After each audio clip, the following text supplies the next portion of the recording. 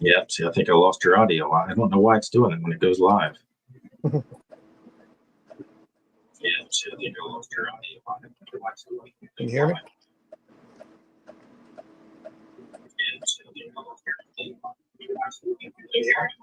See, I can hear you on, it looks like I can hear you on the phone.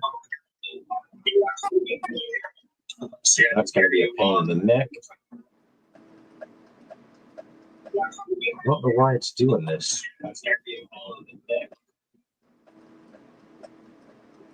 Because I can hear you when we're talking before we go live, and then all of a sudden when we go live, I'm not getting anything from you. Because I can hear you when we're talking before we go live, and all of a sudden when we go live, I'm not getting anything. Well, people can hear you.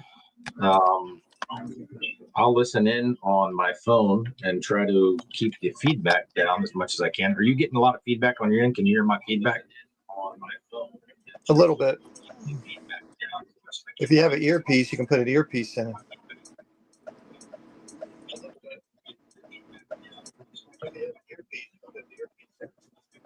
Yeah, let me go get my Java. Everybody sit tight. Let me go get my Java.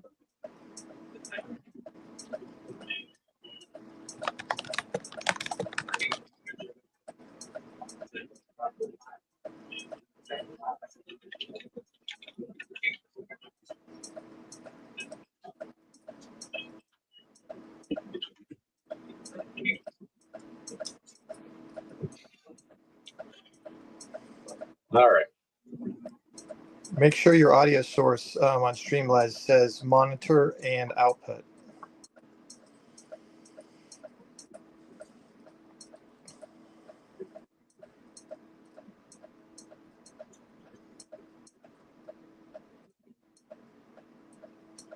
I see it says mic and then it says speaker on my audio.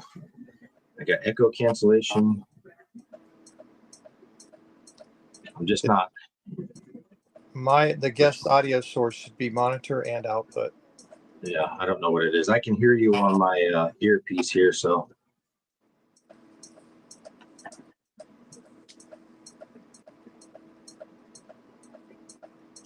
I'm trying to go to my advanced stuff here.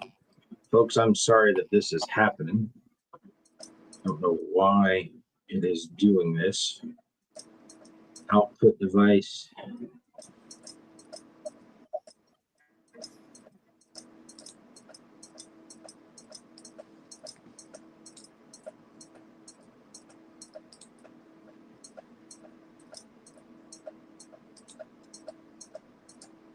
Yeah, I think we'll just go this way as we can, Bill. I can hear you on my earpiece that I got in. It's a little delayed, obviously, because of the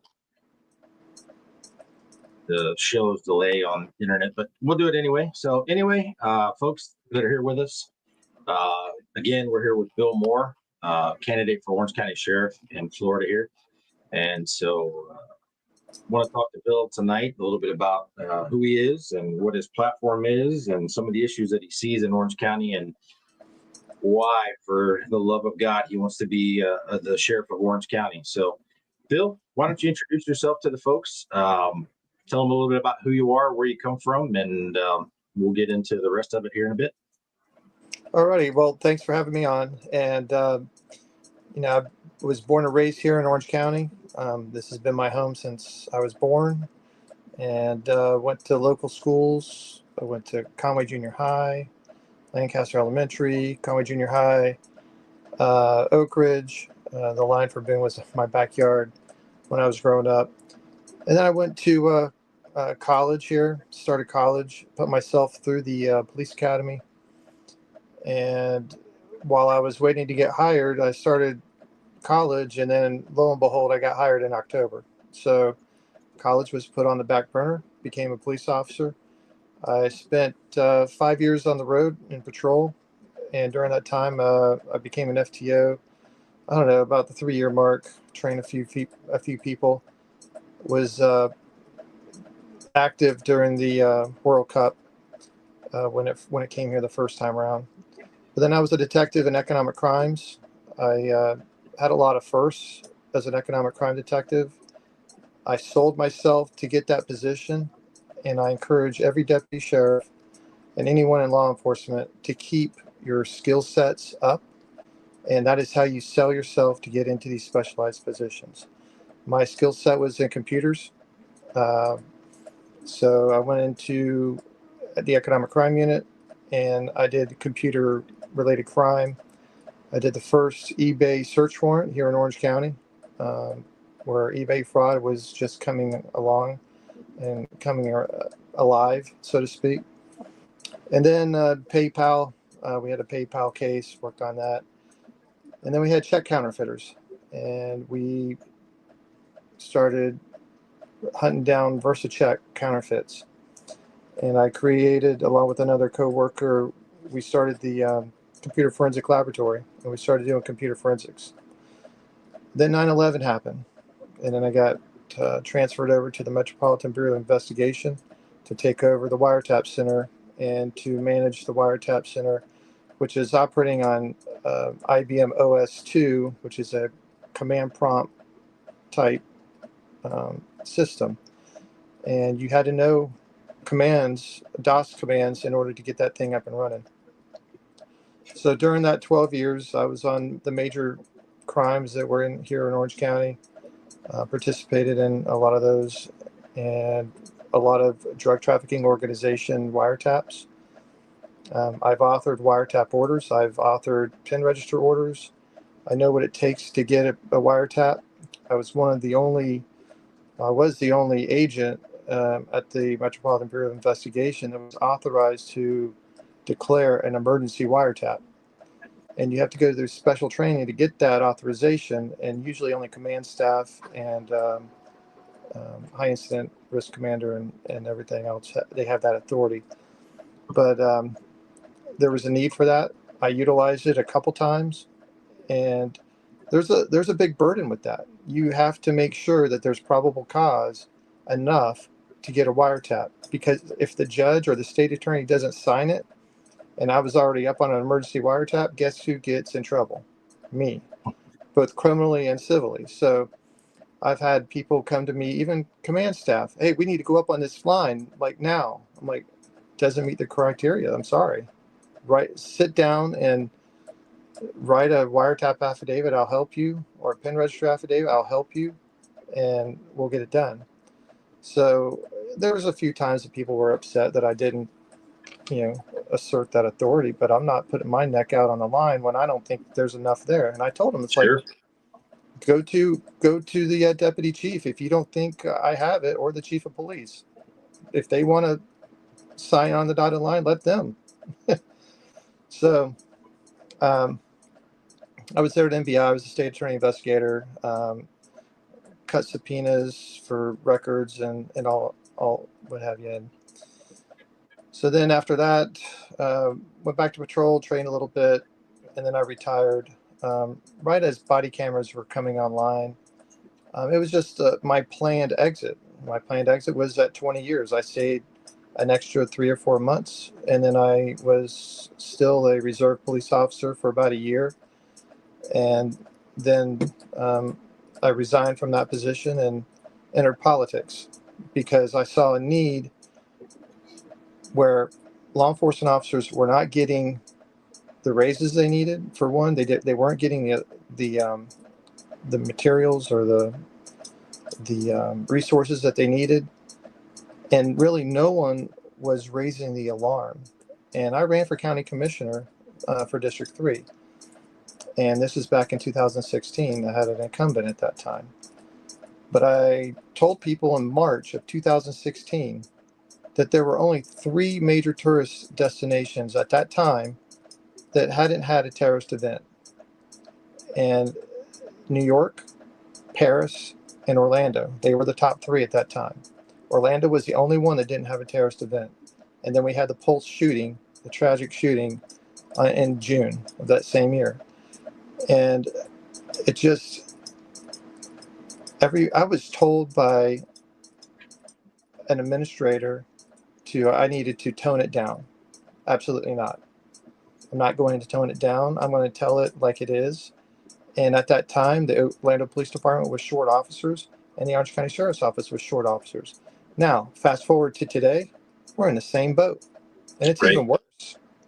The population is now at 1.56 million estimated, and we are at, depending on which number you want to believe, either 1,700 or 1,642 or 43 out of 1,885. And, you know, why are we consistently 240 plus deputy sheriffs down year over year? There's no reason for that. And the deputies need to inform their friends and families about what's going on. And I'm beating the drum as much as I can to inform. I just sent a 36-page report to the Orange County Board of County Commissioners outlining what the problems were, and just so they can be informed on what's supposed to happen that apparently isn't happening, and that we are in a severe deficit of deputy sheriffs. And so staffing is one of my major platform positions for being Right. a sheriff. And the reason I'm running is because I see problems, and this is my home. This is where I grew up, and still have friends in the sheriff's office and at the Orlando Police Department, and they're going call to call to call. There is no proactivity virtually, and specialized units are great, but road patrol is where it's at. Right. The backbone of any agency. And so I'll ask you, because this is what people are going to say, so I'll say it. But like you said earlier, when you first started out, Orange County Sheriff's Office was short deputies when the agency started, and they're short deputies now. So why now? What makes the difference? If we hire more deputies, are we just going to we're just going to continue to get, the population is going to outrun us? We're going to get shorter. Why should people say, oh, what's different about now? Well, from the community standpoint, you're not getting a deputy to your call for service in a proper amount of time. From a deputy standpoint, and basically an entire staff of the Orange County Sheriff's Office, if you're short, your manpower is strained, and they're tired, to say the least, of going call to call to call to call, and it impacts recruitment, it impacts retention. And the sheriff's latest internal poll or survey, showed that 42% of the agency would not recommend anyone coming to work there. That's almost half the agency. Yeah, that is crazy. And I think it was 47% on that, but an additional 28% refused to answer that question in the survey. And you and I both know that that's a direct result of people not being confident with the anonymity of that survey itself. I'm sure they fully believe that regardless of the agency saying, yeah, this is completely anonymous, that they believe that somehow the agency is looking at EID when they log in to do the survey, stuff like that. So, I mean, even if you just take half of that other 28% that said, I'm not going to answer that question, 47 and 14 is 61%. 61% of the agency, just half. I mean, I give the whole 28 because I believe that fully. But even if you just give them that 14%, 61% of the people that work there said, no, I would not recommend this place. And that's a dangerous situation to put, the community in, the deputies in, because like you said, it affects the recruitment. We're not getting the qualified people because, well, nobody wants, you can only, half of them are saying, no, don't come here. Telling their friends, don't come here. Right. And you can only throw money at the problem for so long. The Board of County Commissioners can increase salaries, they can give bonuses, but that's not going to solve the problem. That brings maybe new people on, but I would argue it's not the amount that it could be if everyone was cheering you on and saying, yeah, come work for our agency. We have take-home cards. We have good pay. Our staff is great. They support us. We don't get nickel and dimed on policy violations, cost of doing business kind of stuff.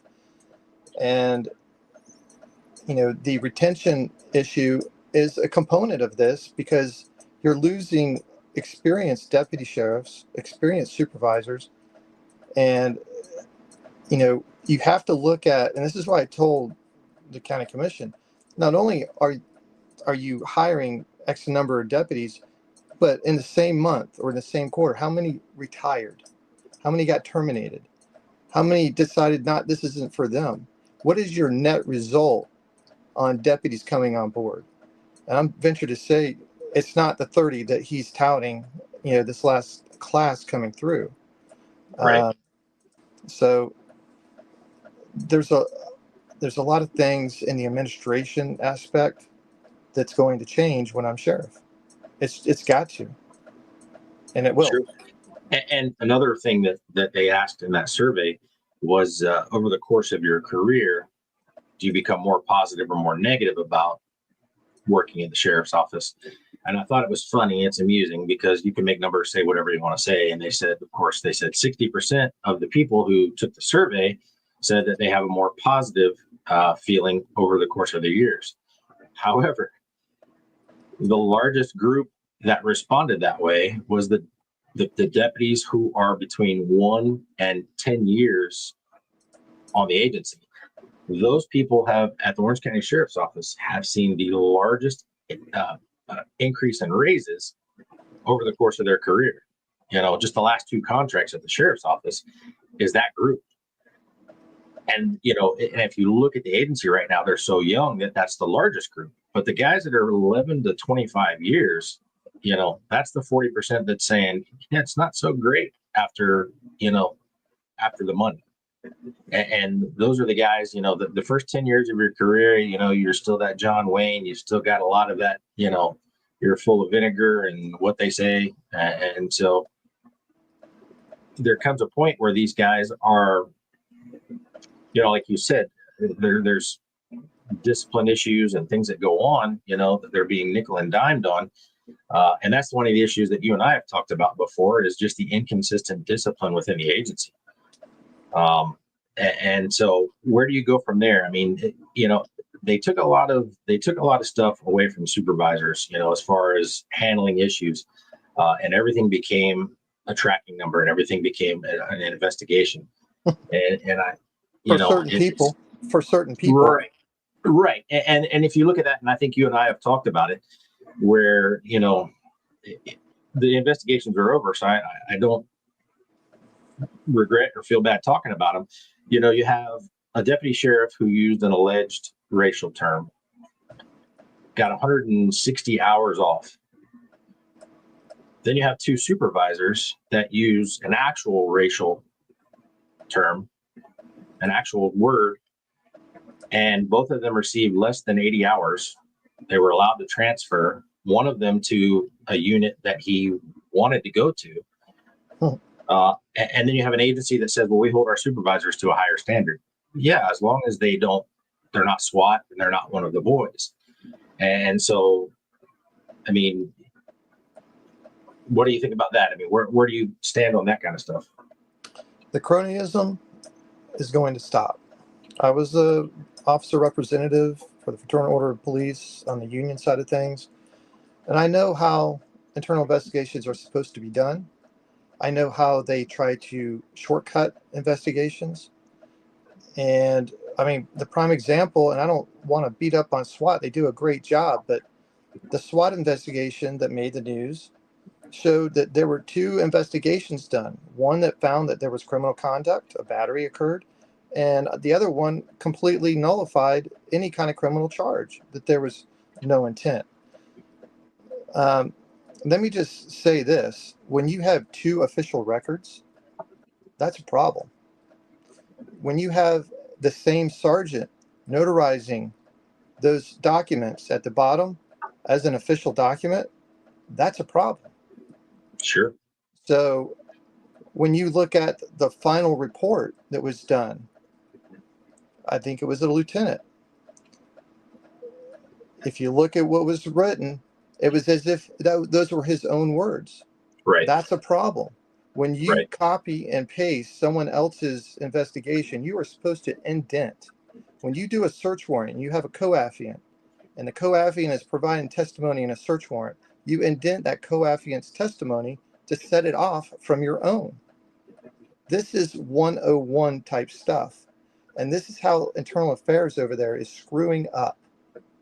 And it's not the first time. And you're talking about the tracking number issue. I have evidence of a tracking number cover-up, okay, for a certain individual. And I'm sure that they probably know who I'm talking about, but it's already done. And it's just another prime example of the problems within that agency. And, you know, these officers, these deputies that are getting hired, they don't know about what they don't know. Right. It's going to take them 3, 4, 5 years to get screwed before they figure out that there's a problem.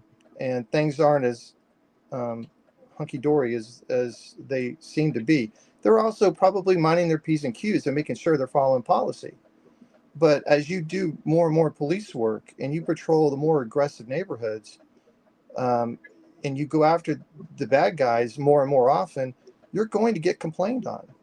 It's just a matter of time. I've been complained on. Yeah. I haven't been Oh, of sustained. course. I was not sustained.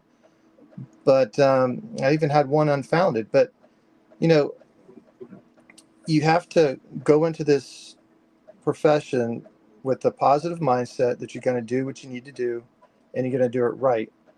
I'm a big proponent for not cutting corners on investigations. And we've had some folks over at NBI that were cutting corners. Not only when I was there, but when I left. And, you know, that's an elevated position, investigative position. You're supposed to know what you're doing, and you're supposed to know right from wrong. And as you get higher up in responsibility, you might get a more enhanced discipline. I think that's fair. Now, Sure. since we're on discipline, I will tell you that day one, I will sign a memorandum of understanding, pending having the ability to open up that contract to allow for binding arbitration. Binding arbitration goes both ways. So if you think that the punishment was too harsh or out of line or whatever, arbitrate it. Now, you could win against me. You may not win against me, but, you know, it gives that good faith position that I am not there to screw you. I'm not there to find a violation to screw you. You know, that has to stop. And I got to tell you, some of these investigations that I've been hearing about, we all know what fruits of the poisonous tree are, where you gain evidence improperly or illegally or, you know, what have you. If I see a problem with internal investigations across the board and I see a constant issue, I'm just going to throw them all out because you got to start clean. Now, Yeah. the you know, the more egregious allegations we may have to look at, but I am not going after deputies for things that have been seen on drive cam, for example. Right. Right. That drive cam is there to determine who's at fault for a crash if there's a crash. Okay, if there's a crash, review drive cam. If you see something that may have been a contributing factor to the crash, like someone on their phone when they shouldn't have been on their phone, well, I mean, that's just your luck, I guess. I mean, but Right. just to periodically audit drive cam video, that's a waste of time for supervisors and corporals, and that's just micromanaging at a level that doesn't need to occur. Sure. Yeah. You know, I'm not going to go into detail on mine, but yeah, I mean, with the professional standards, you know, I had my law enforcement officer Bill of Rights violated twice, and I was dumb, but I was tired, and I didn't fight everything that I should have fought. But yeah, because that was one of the questions I was going to ask you about binding arbitration, because like you said, it goes both ways. And for the sheriff to have the ultimate power, the ultimate say, we have three branches of government for a reason, so that not one person has all that power to destroy if that were to how it were to come. And so, yeah, I was going to ask you that. So I'm glad you mentioned that, because that's one of the things that the union has been fighting for a long time, is that binding arbitration. And obviously, I think that's important, to for the deputies as well as for the sheriff's office, because like you said, it keeps that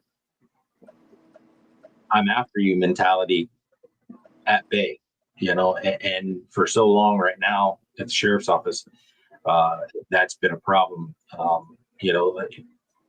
I can honestly tell you that for my last couple of years, I was more scared about going to work and finding out what the agency was going to do to me if they didn't like something, rather than worrying about whether I got shot or not, because I had all those cool little toys and things to protect me that I could possibly survive a shooting, but I wasn't going to survive an investigation. And like you said, there's a lot of investigations that you've heard of that have gone ways that they shouldn't, and a lot of things investigated, like drive cam, language and behavior kind of stuff that's seen on body cam. I know the last sheriff of Orange County told us before that sometimes you have to use somebody else's vernacular in order to get them to understand. So sometimes, those F-bombs or a curse word, is the only thing that grabs somebody's attention. It's not meant to degrade or belittle or anything like that. Of course, I'm not saying that, cops need to go out there and just tear people down, but, Right. Investigations for that kind of stuff, you look at it and you decide whether or not you're going to do it. You don't just pull a tracking number and immediately start, going after people. Yeah. The tracking number thing, I don't like that. It just seems like a way to play favorites. If there's a policy violation, get an INOI number, pull a number. Everyone's going to be treated fairly. Everyone gets investigated. This tracking number stuff, no. I have a problem with it, and I've already uncovered a problem, and I'm sure there's more examples. But the deputies need to know that I've been in their shoes. I am a cop's cop. I've done complex investigations. I've been involved in a riot situation at the Grateful Dead concert way back when they rioted at the arena. I've been through field force training. I've been through, the active shooter training, several variations of it over the years. And there's actually an individual who has a PhD behind his name that has released an independent review of the Pulse shooting situation. And it's not very becoming of the response and very eye-opening. And I would urge every law enforcement officer to review it, not for the sake of bashing, because the current sheriff was the police chief at that time. Not Right. necessarily for bashing the sheriff when he was the police chief, but to look at it as a response and a technique and what could have been done a little differently. Sure. And to think about the policies that are in place and their training and how they would apply that same policy in those circumstances. Right.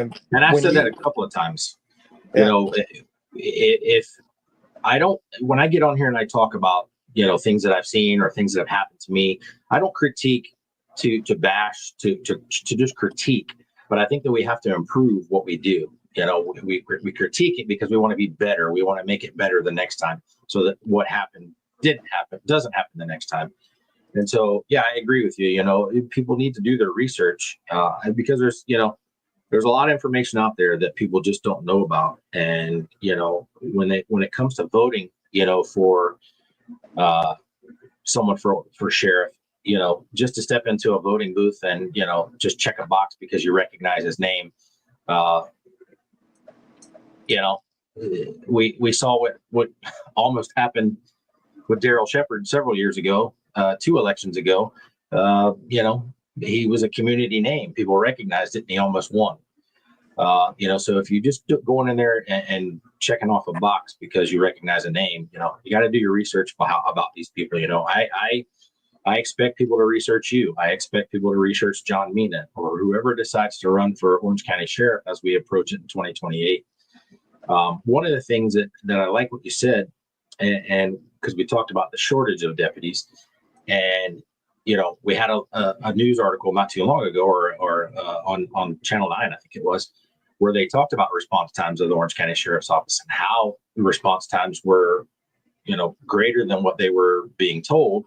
Not only that, but the times when you're calling 911 and the phone's not getting picked up quick enough. You know, you're waiting 2, 3, 4 minutes for somebody to actually pick up the phone when, you know, and granted, 911 is misused a lot because that's all people know. They don't know the non-emergency number for the sheriff's office. So, you know, somebody, my cat got run over in the middle of the road, that might get a 911 call when it doesn't deserve one. So, but we're missing out on a lot that you we know. have to look at that as well, and really staffing in the communications center is an issue.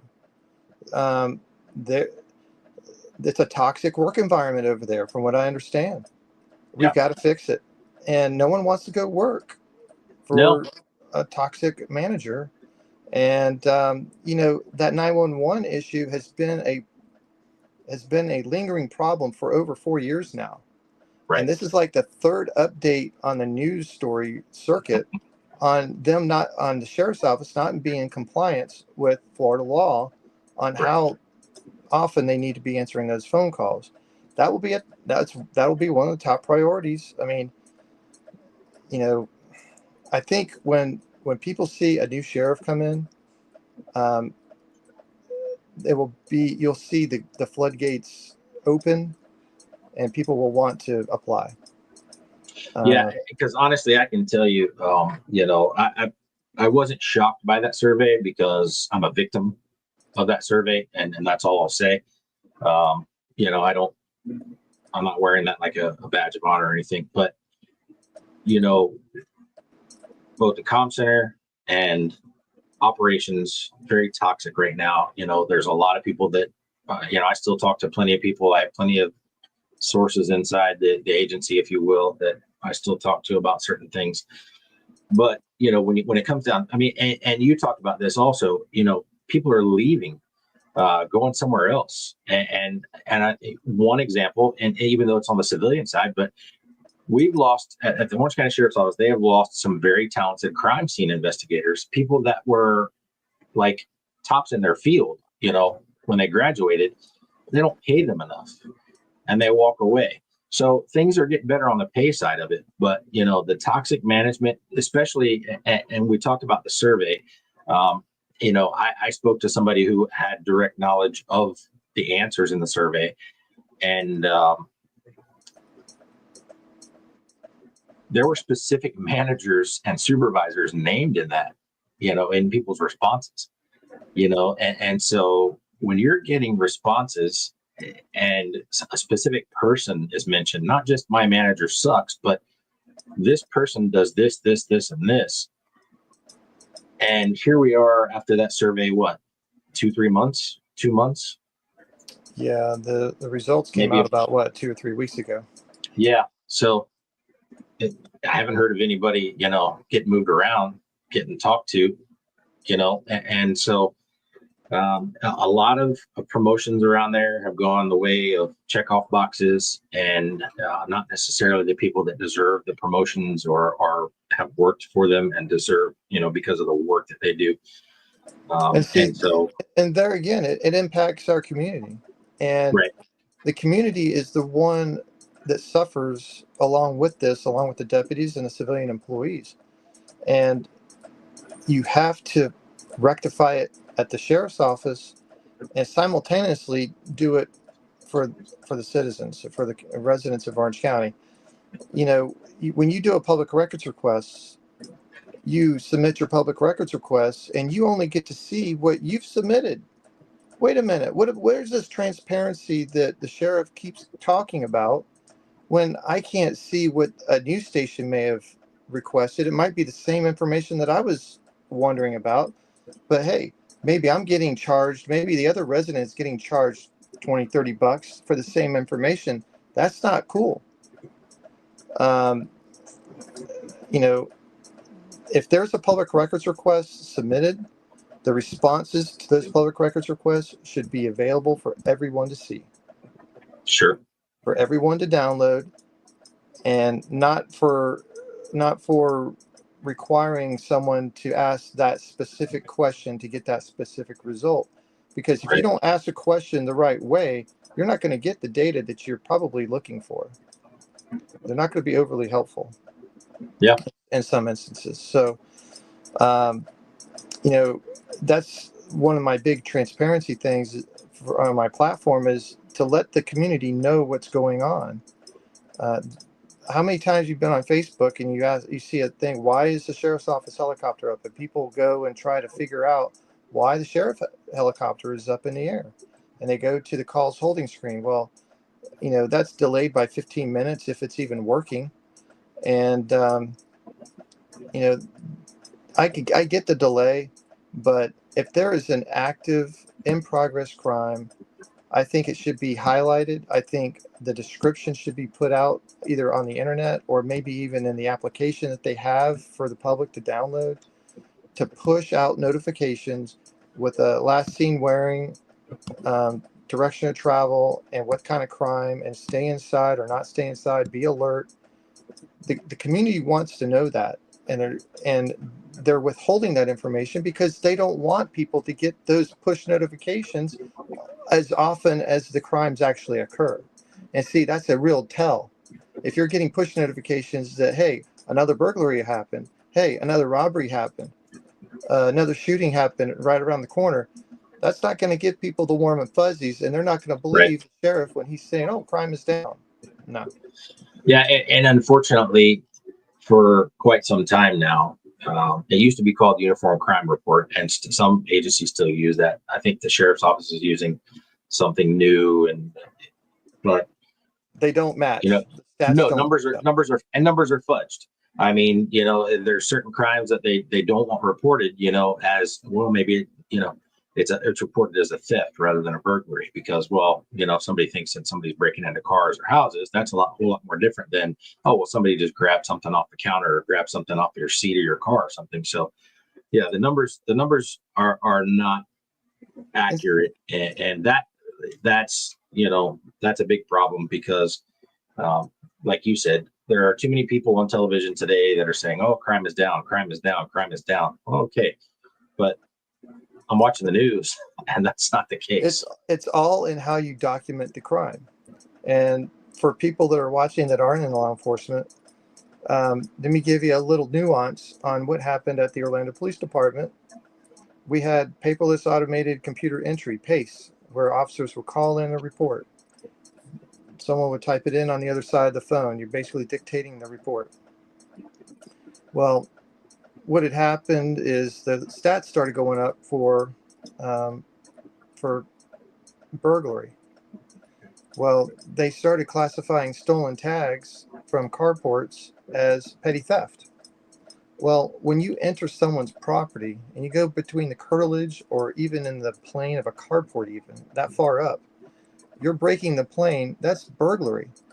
You're trespassing and you're committing a crime therein, theft, and that's burglary. Now, if someone's at home during that incident, that's occupied residential burglary. Um, there are ways to manipulate stats, and you have to trust the administration is doing the right thing with those stats. Right. And I don't have that trust in the Orange County Sheriff's Office compiling statistics at this point in time. Not only for employment statistics and manpower statistics, but even crime statistics. I made a public records request a couple of years ago, and the crime statistics did not match up with the UCR reported crimes to FDLE. And they're not compiled the same way. And who knows how they're extracting that data from the agency's internal crime report data and deciding how they're going to push it to FDLE or report it. I mean, same thing with employment. They're supposed to do a criminal justice standards and training form when you get hired, one form per body, and they're supposed to keep it on file. When you retire or you separate from the agency, you do another form, one form per body. Those numbers do not match what the sheriff told the Board of County Commissioners. And that means that they're out of compliance with the Florida Department of Law Enforcement and the Criminal Justice Standards and Training Commission. And I CC'd that letter to the Criminal Justice Standards and Training Commission so they can do an audit. Because when the numbers don't match, they have the authority by administrative rule to do an audit on that agency. And I sure hope they do it. I sure hope we find out why. Where's the number falling out from? Is it FDLE not tabulating correctly, or is it the sheriff's office not reporting correctly? I think it's the sheriff's office dropping the ball, to be honest with you. But we'll find out for sure, hopefully. Yeah, exactly. And you know, one of the things that just to get back to, because I appreciate what you're talking about. One of the things that I have talked about with agency shortages, I don't know if you saw my post the other day. I kind of went off on a little tangent, but we have the Orange County Public Schools police force. Yes. And yeah, I like I like your laugh because everyone's a sergeant or higher. Yes, they have nobody that's assigned directly to a school as an SRO. That doesn't exist. I used to be in charge of a unit that we were tasked with the school threats right after Marjorie Stoneman Douglas, and we were tasked with threats. And I was actually driving into work one day, and the guy who was actually in charge of the Orange County Public Schools Police was on Real Radio 104.1. They were interviewing him. He says, "Oh yeah, we respond after hours to school threats," and I had to laugh because I'm sitting there thinking, I'm there and I've never seen you. So one of the things that I've looked at, and not too greatly, I just actually looked into their budget. Apparently, they have a $21 million budget. I don't know. I'm assuming that that's money that they pay to the Orange County Sheriff's Office and the municipalities for covering the schools. And they have 90 plus million in reserve. Right. And I want to say even last year, the $21 million budget was exceeded by $17 million for other stuff that they're doing. So, just with that, 38 million plus the reserves that you're talking about. But, the shortage of deputies, we've got 200 something SROs and at the Orange County Sheriff's Office alone, I think 180 to 200 something. If we go to the Orange County School Board and we go, look, statute says that you're required to man the schools. We just contract with you to do that. That's what the Stoneman Douglas Act says. You need to hire some people. We got a year. I need you to go out and hire a police force because August 2026, I'm pulling 200 deputies to put them back on the road because my priority is serving the citizens of the community. I need you to hire some police officers, not sergeants, not lieutenants, not commanders, that administer the SRO program, which I don't know what they do to administrate the program because we have sergeants, lieutenants, captains, majors that administer the SRO program. So, I mean, is that something you would look at where we try? I mean, granted, we don't want to lapse in coverage, but providing enough time for the school board to go out and hire just like everybody else does out of the academy, from other agencies that are looking to move, go out to UCF and hand an application to somebody and sponsor them in the academy. I mean, is that a thought, or is it, is that political suicide? Well, the sheriff is also in charge of the Guardian program. Right. So, I think there's a mix and match that might be able to be done there. But, they just went through a contract negotiation with Orange County Public Schools for coverage. And, I don't understand why they haven't hired any more Orange County Public Schools officers. I don't understand that. Um, and I would need an answer. Yeah. I want an answer as to why you're not hiring. What's your goal to hire? What's your budget to hire? Have you allocated a budget to hire more officers? And if not, why? Okay, well then you're going to have to supplement my budget for sending an SRO over there or to hire another deputy to supplant, SRO coverage. And the county commissioners need to be informed on that as well. I never heard any kind of update on that. Right. It's like, and we've talked about this, but it's like no one wants to rock the boat. Okay, you have an Orange County mayor who was a sheriff prior to Sheriff Mina. You have a public safety director whose sole purpose is to manage public safety in Orange County, and they're in charge of the jail. Those two people with combined law enforcement experience probably have 50 plus years. Why aren't they making these observations, the same ones that I've made? The ones about the rifles that jammed, the when deputies didn't have rifles in their cars for 4 or 5 months. There was no plan to beg, borrow, or buy additional rifles, so at least one rifle was on a squad. Instead, people were given shotguns and they couldn't use them because they had to go requalify on a shotgun, and Right. some people couldn't even requalify. Because they had taken the shotguns away from everybody, because everybody had a rifle. And then when the rifle situation happened, now And you got no more I rifles. want deputies to understand, and the staff at the sheriff's office, the civilians, I have no problem giving constructive criticism. This isn't bashing one person or the other. It's just problem after problem after problem. And I have no problem hitting the the target, so to speak, on these issues. That was a public safety emergency when those rifles went down because of the barrels. They didn't replace them, or they finally replaced them, but they didn't do it immediately. That is an immediate issue. At that time when that was going on, there were some terrorist incidents going on in Europe, and we already were victims of a terrorist event here in Orange County with a long gun. So I just found it incredible that the media didn't pick up on it. Orange County Board of County Commissioners didn't discuss it at their meetings. I sent an email to them, and I sent an email to all the school board officials. Several of them replied, we got your email, thank you, but nothing. And then the same thing with the staffing. I got a couple of responses, but just saying, hey, we got your email, thank you. I sure hope that this is a topic in July during the budget meeting. And residents and other folks, other people doing podcasts, they need to ask these questions. The investigative reporters for our local news stations need to ask these questions. When I put something out, I also do a press release because I want the public to know what's going on. Right. And let's not rock the boat now. That is why we are in this problem right now. Yeah.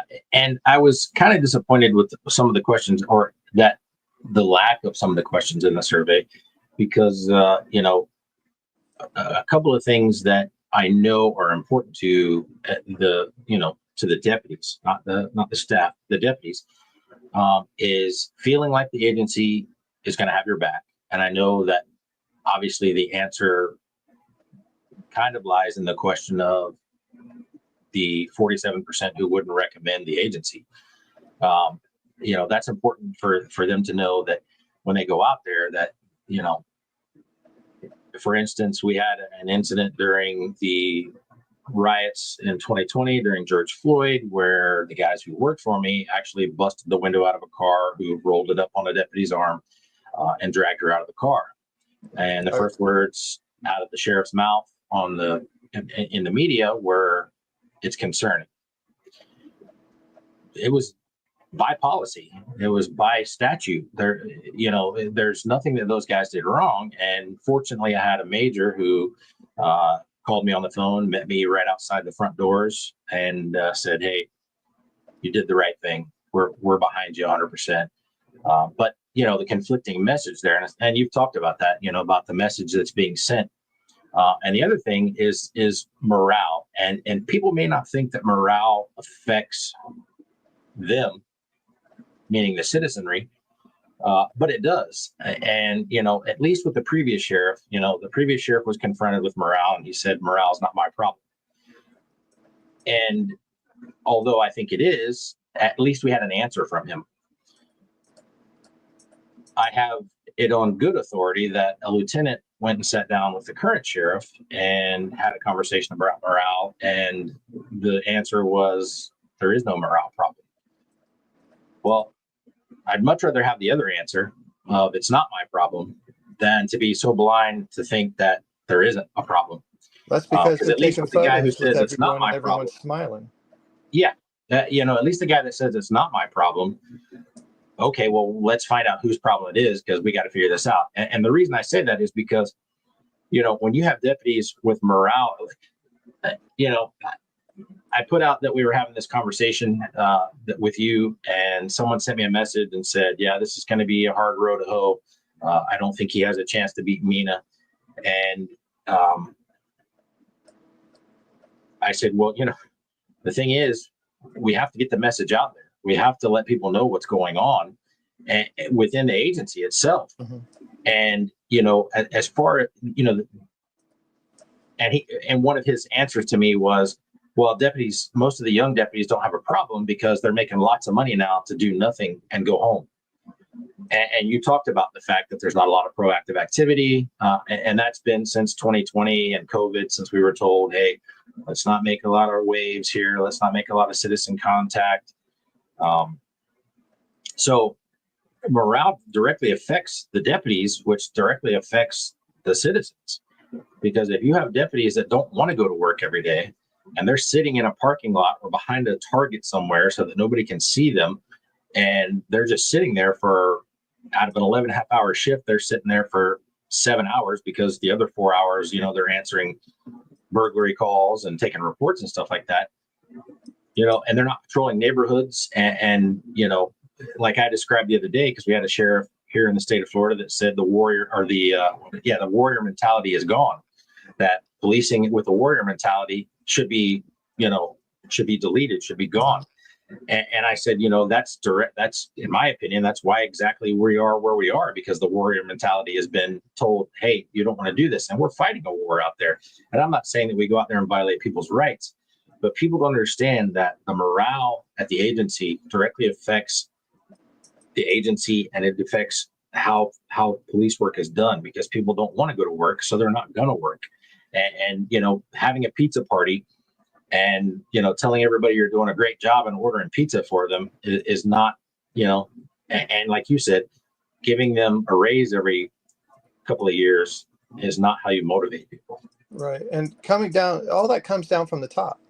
Yes. So, if the sheriff isn't telling his command staff, "Hey, I'm seeing cars parked behind gas stations," or, whatever, I want to know, what the proactivity stats are. I want to know how many traffic stops are done. I want to know how many 13Ps to suspicious people, how many perimeter checks were done. There's always going to be a lull, and people are going to relax, and I get it. Sure. That's there's fine. not a problem with that. But I mean, we had an incentive, like we would get a Night Stalker T-shirt if we caught a burglary in progress. Right. So it's those little incentives. It's like bragging rights that you actually caught someone, and it's almost gamifying the ability to catch a burglar or to catch an in progress crime, or get there on scene and catch the bad guy. And there's two reasons why people aren't doing it. One, they're afraid of getting in trouble, and two, they might be scared themselves. Right. And that falls back on the supervisor and the corporal for that squad to identify these folks that are scared of their own shadow. And if they are, get them back into training, get them into have them transfer them. I mean, communicate to the staff that they need to be transferred to, another area to experience true crime. Um, don't put the people that don't want to work out at Disney World. I mean, that doesn't do anyone a service. What happens if something really kicks off down there Right. on Hotel Plaza Boulevard or Disney Springs or whatever? You've got a bunch of people that are scared of their own shadow. Yeah. They're going to be following people and they're going to be waiting. And we don't need that. We know honestly, what happens when you wait. Right. And honestly, the Pulse shooter had been to Disney Springs. Yeah. That was originally probably one of his targets. And he saw so many cops there, so many off duty there that deterred him. But yeah, you're right. They go in there and something happens. We got to have the right people in the right places. But like you said, it goes from the top down. And honestly, one of my biggest pet peeves at the Orange County Sheriff's Office is and has been that there is no real mentoring that goes on there. If I was in charge, maybe, my majors, okay, if you're the major of patrol, or, I think they have 2 or 3 majors or 2 majors of patrol, east and west now, your captains are the people that you should be mentoring. And you should be talking to those guys and meeting with those guys a couple times a month, 3-4 times, a month, making them better. And if you're a captain, the 4 lieutenants that work in your sector, those are the guys that you mentor. And if you're a lieutenant, the 4 sergeants that you have, and there's just none of that goes on. And people get promoted 4 and 5 years in to sergeant. That 5 years, I mean, you don't even know anything at 5 years. And so, the mentoring that has ceased over there, because, honestly, there's people there that are more concerned about their rank and their position than they are about their people. Well, what's really concerning me right now is a repeat of 2020 with the protests in Orlando. It was concerning back then because the protesters, the violent protesters that became vandals, they were starting to accost people in their cars, or and what are people in a roadway situation supposed to do? I think our legislators should have an amendment to the traffic statute on giving your license information involving a traffic crash and exempt them from doing that when there's public unrest, and specifically exempt a driver, a motorist, from that when their life is in danger. And if they have to plow someone over and drive through the crowd to get away from a carjacking situation, they should not be held liable for that, either criminally or civilly. And I think our representatives should really look at a new law for that, or amending a statute to fix that. As far as having unruly crowds, your lieutenants, and at Orlando PD, a lieutenant could declare an unlawful assembly with a watch commander's approval. So we have to empower the lieutenants, not necessarily to get a watch commander's approval. If it's kicking off in an intersection, they're taking over the intersection, I want you to declare an unlawful assembly right then and there, so we can start arresting people when the rest of the troops show up. We cannot let it fester. We've seen what happens when we let it fester, and now the protests in California have spread to Denver, Austin, Texas, Dallas, Chicago, New York. Miami's got something planned, and Orlando's got something planned this Saturday. So get ready, folks. Have a plan for your family if they're caught on a roadway, and determine what they're going to do.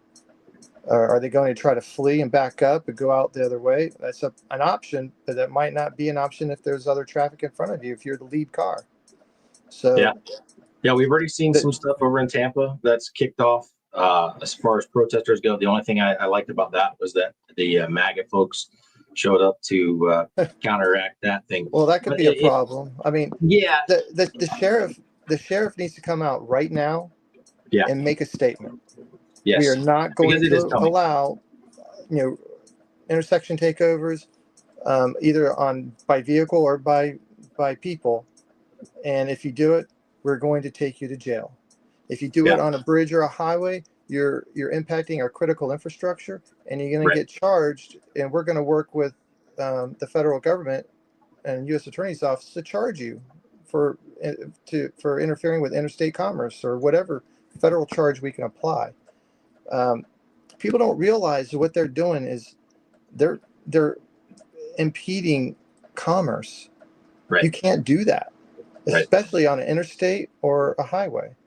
Yeah, you have firefighters, paramedics, cops that have to get through to. I mean, we've seen it before out in California where people have blocked ambulances that have people in the back from getting through. And so, yeah, you're right, and I'm glad you mentioned it because that's one of the things I was going to ask you with the riots that are going on in Los Angeles right now. Where you thought, if you were sheriff here in Orange County, where you thought we could do things better. And so I'm glad you mentioned that because, during the George Floyd riots here in Orange County, I was basically told, I said, what do we do if they take over an intersection? What do we do? And I was told, let them do it, let them have it. And if it weren't for on the 408 when they blocked the 408, if it weren't for a few guys at the sheriff's office who were grenadiers, had it not been for them taking things into their own hands at that point and shooting gas, something bad was going to happen. And I'm glad those guys took it upon their own. They tried. They wanted to discipline those guys, and they saved a lot of people. UCF was getting ready to get overrun. UCF police officers were up there, and they were about to be overrun. And a few guys with the sheriff's office took it in their own hands and fired the tear gas. And they should be given an award. They should be given an award for taking proactive action to save the lives or significant or substantial injury to another law enforcement officer. Yeah. And I find it so amusing because I watch what's going on right now. And Maxine Waters says, well, there's no violence. Nobody was shot. Nobody was killed. That's not what violence is. Violence, the simple definition of violence includes to destroy. And we sat online where we were having bricks thrown at us. An OPD officer was hit in the face with a brick. We were having bottles of who know what kind of liquid, that they put in there thrown at us. And we were told to stand there and take it. We weren't allowed to carry our bats with us. We don't want, you're not going to have shields and you're not going to have bats because we don't want to intimidate. We just want, let them do what they're going to do. Well, that's violence. And we train for how many years where we tell our officers, how do you react to violence with violence? The only way to stop violence is to be violent in return. Not to say that we're going to go over and above and more than we should, but we have to respond equally so that we end it right there, and then it doesn't occur to the point where now, I was glad to see that someone is being charged with attempted murder for a Molotov cocktail out there now. That's the thing that we have to do. We have to step in quick and decisive. And so I'm glad you mentioned that. I'm glad that's you're putting that out there for these folks because this is what's important to me. This is why I wanted to have you on, Bill. And I want to continue over the course of the next 3 years as we approach the campaign. And I don't want anybody to get me wrong here. So Bill is on here. I have no problem. John Mina wants to call me up and say, hey, I'd like to get on your podcast and talk, my side of the story or give my opinions, or I don't have a problem with that. But as we move forward, I want to continue to have Bill or whoever, but Bill, I want to continue to have you on and allow people to get to know you.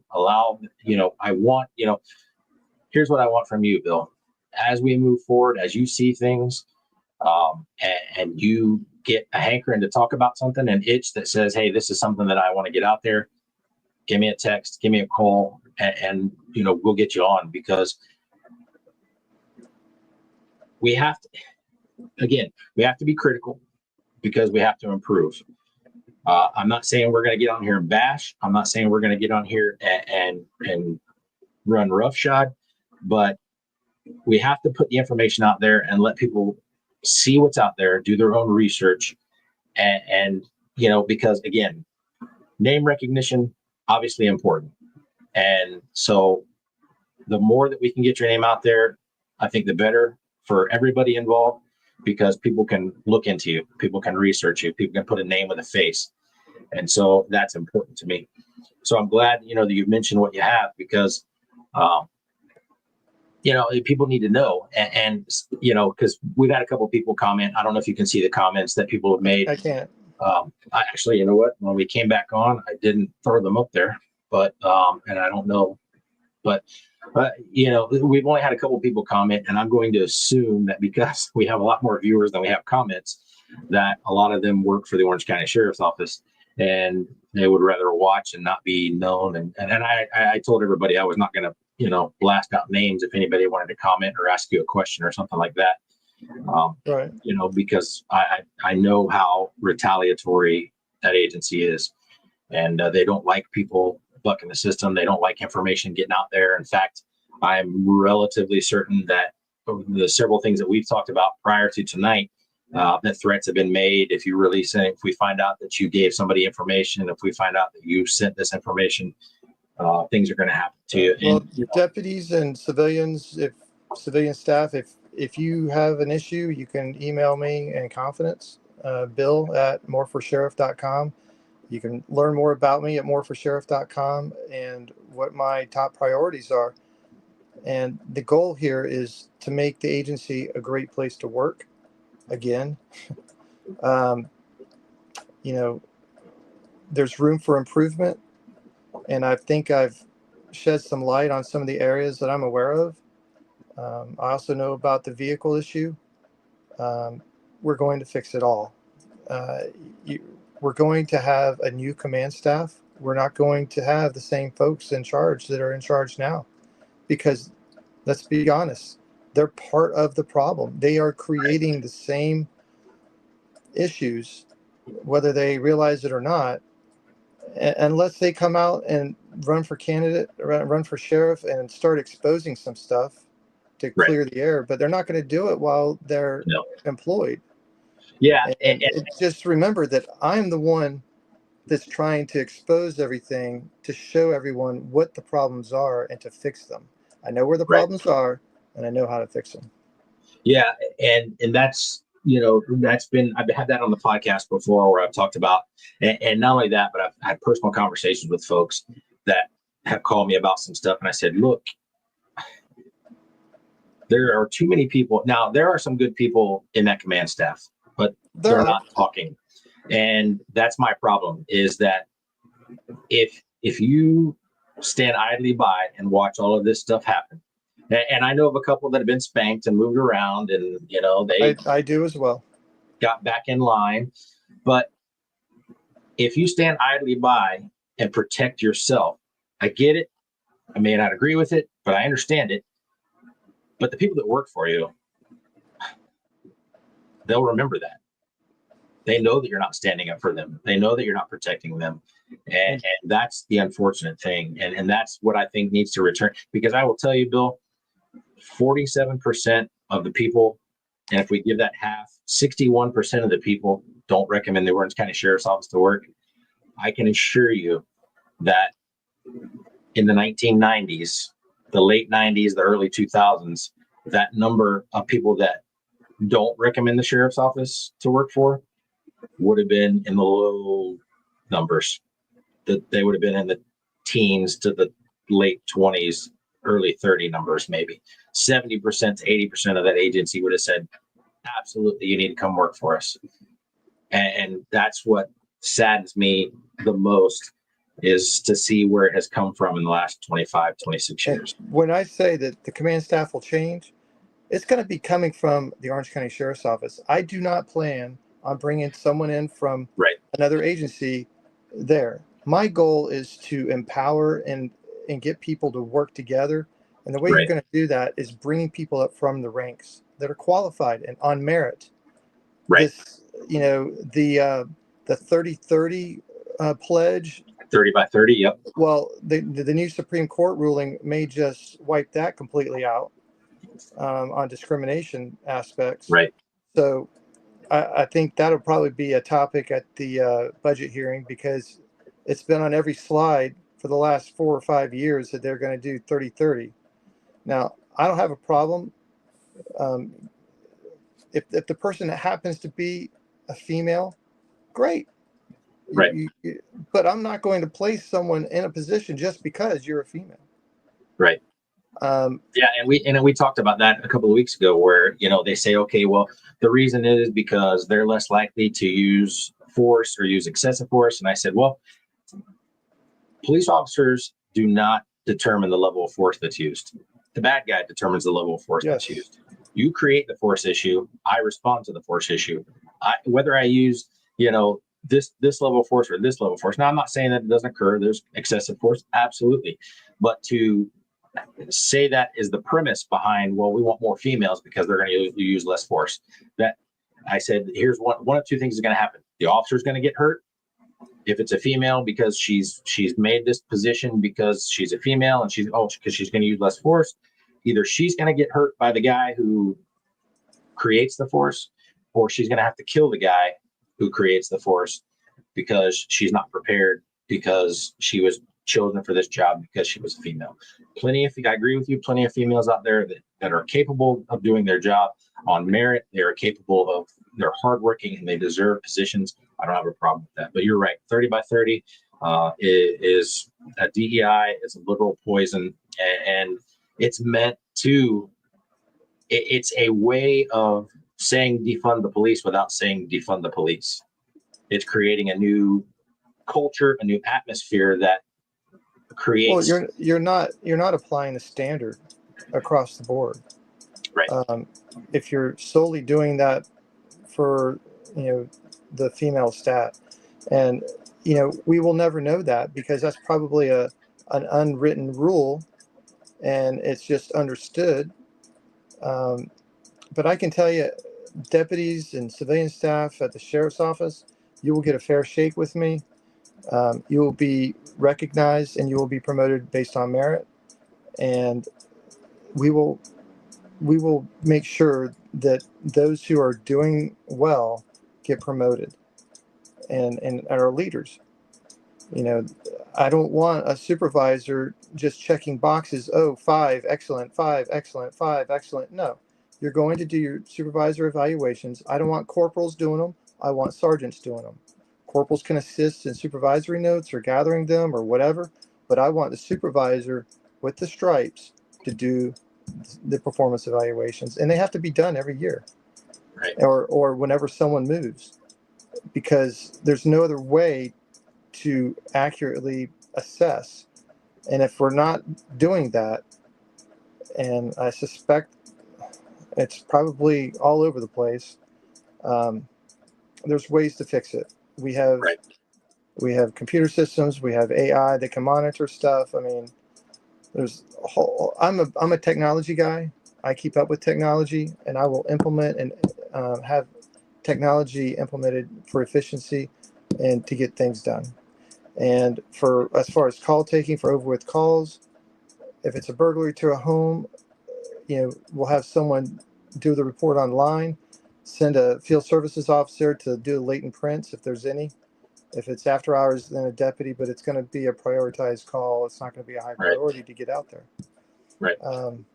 But there's a whole host of things that I can talk about. I see we're an hour and 14 minutes. I don't want to belabor. Yeah, we're going to definitely work our way down and shut it down here, because I want to have you back, and we will. One of the guys wants to know, he asked a question, do you have any public appearances coming up? I know July 4th is coming up soon. I don't know if you have any, if there's any events that are planned for that, where you plan on being at. We're going to have, you typically have a campaign kickoff in one location. We're working to have campaign kickoffs in 4 areas of the county, so everyone can come. It's going to be more of a town hall than a campaign kickoff.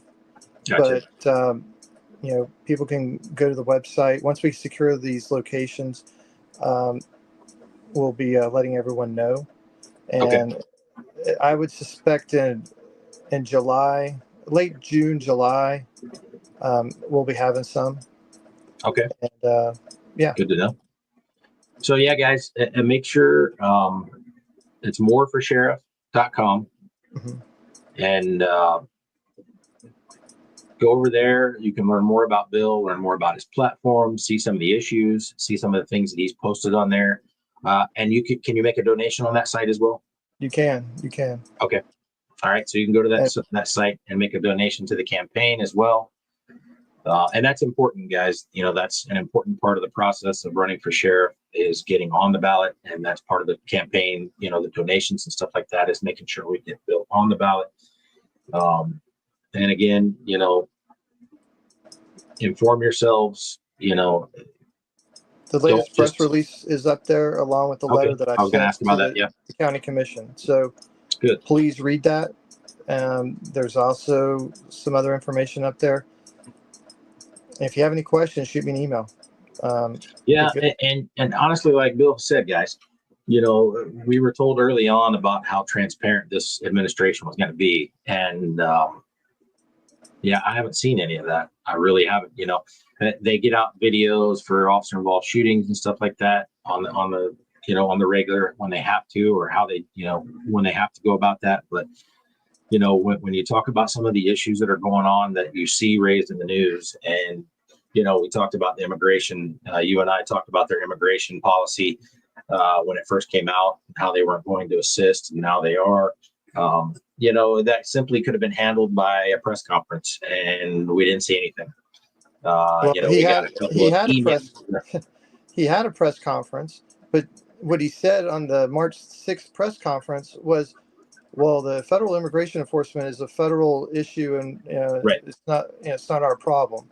Well, he knew what was boiling at the governor's office at that time, right, and he chose to go with that line.